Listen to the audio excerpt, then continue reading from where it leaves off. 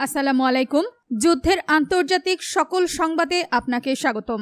শুরুতেই সংবাদ শিরোনাম, এরপর বিস্তারিত। মার্কিন সামরিক স্থাপনায় ইরানের পাল্টা হামলা। যুক্তরাষ্ট্রের নতুন হামলায় ইরানে নিহত বেড়ে ৩৫। ইরান খুব শিগগিরই পরাজিত হবে, দাবি ট্রাম্পের। হরমুজের পর এবার লোহিত সাগরের প্রবেশ পথ বন্ধ করছে ইরান।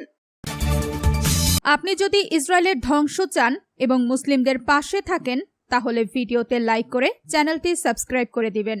মার্কিন সামরিক স্থাপনায় ইরানের পাল্টা হামলা। ইরানের উপকূলীয় প্রতিরক্ষা ব্যবস্থা ও ক্ষেপণাস্ত্র ঘাঁটিতে বুধবার ১৫ জুলাই ২ দফায় হামলা চালিয়েছে যুক্তরাষ্ট্র। একই সঙ্গে ইরানের বন্দরগুলোতে আবারও নৌ অবরোধ আরোপ করা হয়েছে। এর জবাবে ইরান প্রতিবেশী কয়েকটি দেশে থাকা মার্কিন সামরিক স্থাপনায় হামলা চালিয়েছে। তেহরান এই সংঘাতকে যুক্তরাষ্ট্রের সঙ্গে অস্তিত্ব রক্ষার যুদ্ধ বলে উল্লেখ করেছে। সাম্প্রতিক এই উত্তেজনা শুরু হয়েছে কয়েকদিন আগে ভঙ্গ হওয়া যুদ্ধবিরতির পর। এতে মধ্যপ্রাচ্যে আবারও পূর্ণাঙ্গ যুদ্ধ ছড়িয়ে পড়ার আশঙ্কা দেখা দিয়েছে। একই সঙ্গে ইরান গুরুত্বপূর্ণ হরমুজ প্রণালী দিয়ে জ্বালানি রপ্তানি বন্ধের হুমকিও পুনর্ব্যক্ত করেছে। ইরান গত শনিবার রাতে হরমুজ প্রণালী বন্ধের ঘোষণা দেওয়ার পর থেকেই পরিস্থিতি আরও উত্তপ্ত হয়ে ওঠে। চলমান সামরিক অভিযানের কারণে বিশ্বের অন্যতম গুরুত্বপূর্ণ এই নৌপথে জাহাজ চলাচলও ব্যাহত হচ্ছে। যুদ্ধ শুরুর আগে বিশ্বের প্রায় ২০% তেল ও গ্যাস এই প্রণালী দিয়ে পরিবহন হতো। এই অবস্থায় আন্তর্জাতিক বাজারে ব্রেন্ট ক্রুড তেলের দাম বেড়ে ব্যারেল প্রতি $৮৪.৯৫ পৌঁছেছে, যা এক মাসের মধ্যে সর্বোচ্চ। যুক্তরাষ্ট্রের নতুন হামলায় ইরানে নিহত বেড়ে ৩৫। ইরানের দক্ষিণাঞ্চলীয় উপকূল ও বিভিন্ন কৌশলগত অবস্থান লক্ষ্য করে আবারও রাতভর হামলা চালিয়েছে যুক্তরাষ্ট্র। সাম্প্রতিক এই হামলার পর থেকে এখন পর্যন্ত অন্তত ৩৫ জন নিহত এবং ৩০০ জনেরও বেশি আহত হয়েছে বলে দেশটির স্বাস্থ্য মন্ত্রণালয় সর্বশেষ হতাহতের সংখ্যা নিশ্চিত করেছে। খবর আল জাজিরার প্রতিবেদনে বলা হয়েছে, হরমুজ প্রণালীর কাছাকাছি অবস্থিত দেশের বৃহত্তম দ্বীপ কেশম এবং বন্দর আব্বাসে শক্তিশালী বিস্ফোরণের খবর পাওয়া গেছে। একই সঙ্গে হরমুজ প্রণালীর ওপর নজরদারি রাখার মতো আরেকটি গুরুত্বপূর্ণ বন্দর নগরী সিরিকেও অপরূপ বিস্ফোরণের খবর মিলেছে। এছাড়া দেশটির দক্ষিণ পূর্বাঞ্চলের সিস্তান প্রদেশের চাবাহার, কোনারাক এবং রাস্ক শহরেও বিস্ফোরণের ঘটনা ঘটেছে বলে জানা গেছে। এদিকে গত কয়েক ঘন্টায় আহভাজ শহরে বেশ কয়েকটি বিস্ফোরণের ঘটনা ঘটেছে। এর মধ্যে একটি হামলায় সরাসরি একটি হাসপাতালকে লক্ষ্যবস্তু করা হয়েছে, অথবা অন্তত সেটি ক্ষতিগ্রস্ত হয়েছে।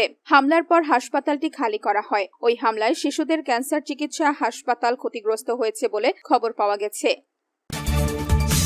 ইরান খুব শিগগিরই পরাজিত হবে, দাবি ট্রাম্পের। ইরান খুব শিগগিরই পরাজিত হবে বলে দাবি করেছেন মার্কিন প্রেসিডেন্ট ডোনাল্ড ট্রাম্প। সেই সঙ্গে তেহরান সমঝোতায় আসতে চায় বলেও দাবি করেছেন তিনি। স্থানীয় সময় বুধবার ১৫ জুলাই দেওয়া এক বক্তব্যে তিনি এই দাবি করেন।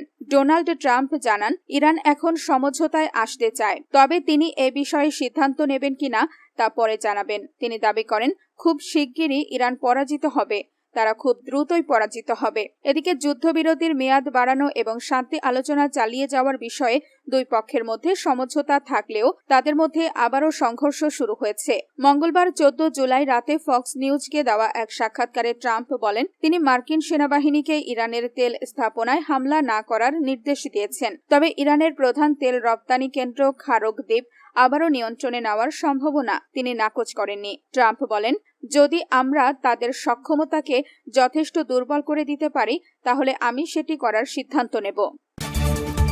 হরমুজের পর এবার লোহিত সাগরের প্রবেশ পথ বন্ধ করছে ইরান। হরমুজ প্রণালী দিয়ে জাহাজে চলাচল বন্ধ করার পর এবার আরও বড় পদক্ষেপ নিতে যাচ্ছে ইরান। ইয়েমেনে মিত্র গোষ্ঠী হুতিদের দিয়ে লোহিত সাগরের প্রবেশদ্বার বাব এল মানদেব প্রণালী বন্ধ করাতে পারে তেহরান। এতে যুক্তরাষ্ট্রের বিরুদ্ধে লড়াইয়ে নতুন একটি ক্ষেত্র তৈরি হবে এবং বিশ্বের সবচেয়ে গুরুত্বপূর্ণ দুটি জ্বালানি পরিবহনের পথই ঝুঁকির মুখে পড়বে। ইরানের অভ্যন্তরে যুক্তরাষ্ট্রের হামলা জোরদার হয়েছে।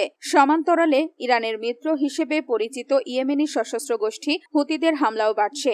বিশ্লেষকদের মতে, তেহরান এখন সংঘাতের আওতা বাড়িয়ে ওয়াশিংটনের ওপর চাপ বাড়ানোর কৌশল নিয়েছে।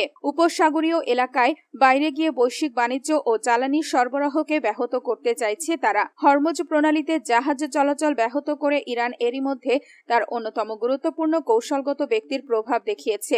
এখন দেশটি লোহিত সাগর ও এডেন উপসাগরকে সংযুক্ত করা বাব এল মানদেব প্রণালীকেও নতুন চাপ তৈরির হাতিয়ার হিসেবে ব্যবহার করতে পারে বলে মনে করছেন বিশ্লেষকরা। সৌদি আরবের জ্বালানি তেল রপ্তানি এবং বৈশ্বিক সমুদ্র পথে পণ্য পরিবহনের বড় একটি অংশ এই প্রণালী দিয়েই হয়।